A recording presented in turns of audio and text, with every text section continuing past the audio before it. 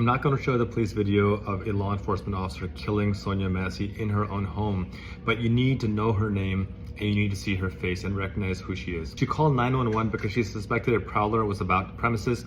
Police came into her home and then shot and killed her point blank. And if you do watch the video, you find that when she answers the door, the first thing she says is, "Don't hurt me."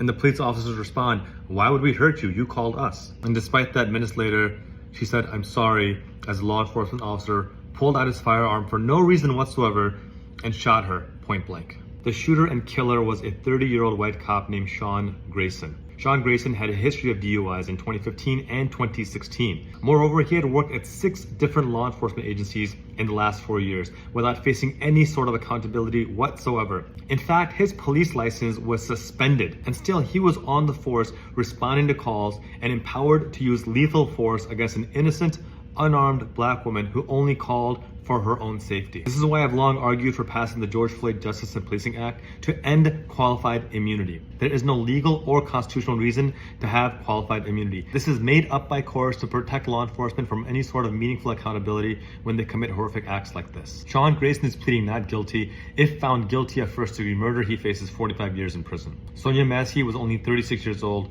She leaves behind 2 beautiful children, sending my deepest love and prayers to her entire family for this horrific, preventable loss.